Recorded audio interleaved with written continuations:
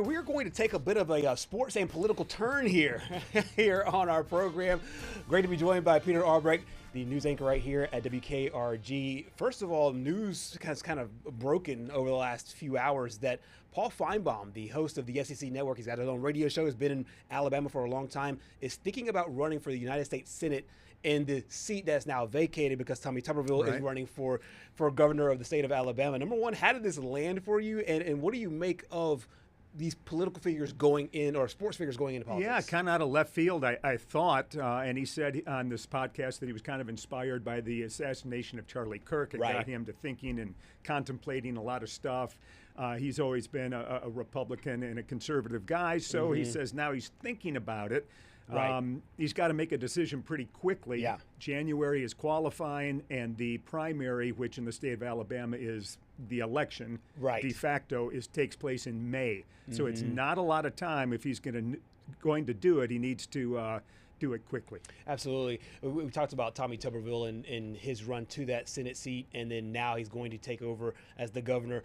What do you think from a political standpoint will Paul Finebaum's next move have to be? Because obviously he has a very high-profile job. He can't do these two things at once, try to run for that seat and his job right there at the SEC Network. Yeah, it's a curious deal, and even if he waits till football season is over again, that's kind of pushing it. You know, Tuberville got in. I think maybe that's opened the eyes of a lot of different sports figures. Bruce Pearl thought about it very seriously. From what we're led to believe, he said he decided against it.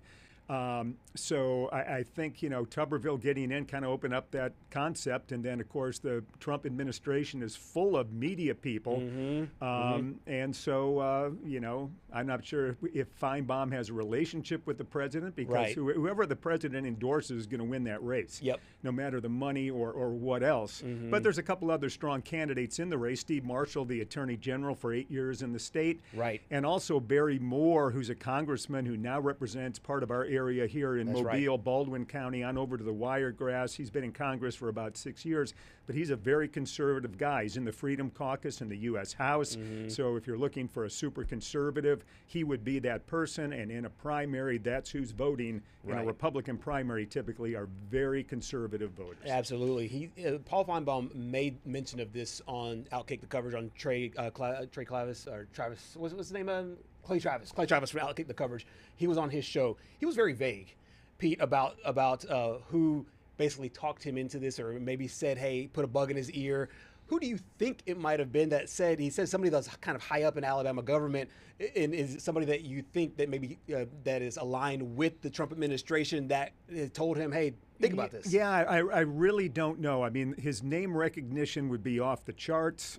People might know, even people who are in Republican circles probably know Steve Marshall, but they probably don't have strong feelings one way or the other about him. Barry Moore, he is in Congress, but if you don't live in his congressional district, if you live in one of the other 5 in Alabama that he hasn't represented, you might not really know much about him. So there's a name recognition is worth a lot. But even with the name recognition, if Trump stays out of an endorsement, you need a lot of money to run a U.S. Senate race. What is that from a political standpoint? How much money will need to be raised in order to win these kind of things? They say in an open seat, to win an open seat, typically what's been raised and spent is $32 million. Wow. Now, you think about that nationwide, a lot of that might be in districts where you not only have to run in a primary, then you have to run in a general election against the other party. Here in Alabama, really not so much. If you win next May, if you're a Republican, barring just some sort of scandal like we saw with Judge Roy Moore back in the 2017 election with Doug Jones, the Republicans going to win that. So let's cut that in half. That's $16 million. You know, and can you raise $16 million between now and May? I don't know if you can. It is going to be really, really hard. Political figures or sports figures stepping into politics is not anything new. Tom Osborne, the great coach there at Nebraska, did it. Bill Bradley has done it as well. Back, Jack Kemp back from the AFL football days. So. From a guy from your perspective, and you've been in sports and you've been in news for a long time, this Venn diagram of sports figures going into politics, why does it seem to work as well as it does? And do you see this kind of in that same vein? You know, I think they're celebrities first and foremost, and we're a celebrity-obsessed culture in this country, no doubt about it.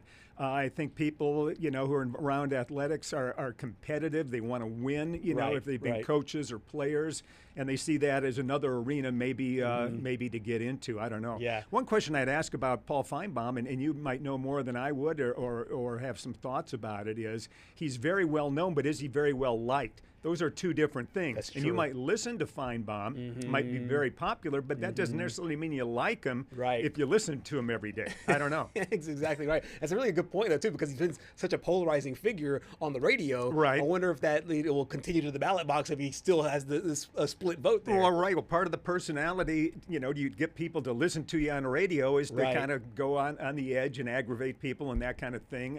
So, again, yeah, we'll have to see how it plays out. For those that don't necessarily keep up with politics day to day, what would his role be as far as being able to fill that Senate seat in a way that is actually reflective of what that job is? For example, for Tommy Tuberville, I think if you ask your random people on the street, you know, what all has he done? I don't know if many people would know, you know, day to day or kind of job to job what he's been able to do. What are some of the nuts and bolts things that he'll have to do if he does get that seat? It just seems like, you know, in the last couple of years, it's follow the leader, right? Yeah. Follow the trail left by President Trump. That Tommy Tuberville certainly has been faithful to that, and I'm assuming that you know, anybody who wants to run and win would need to follow that path as well. Absolutely. Certainly an eyebrow-raising headline there as SEC Network host Paul Finebaum considering, still not official, considering a run for United States Senate seat held by former Auburn head coach Tommy Tuberville.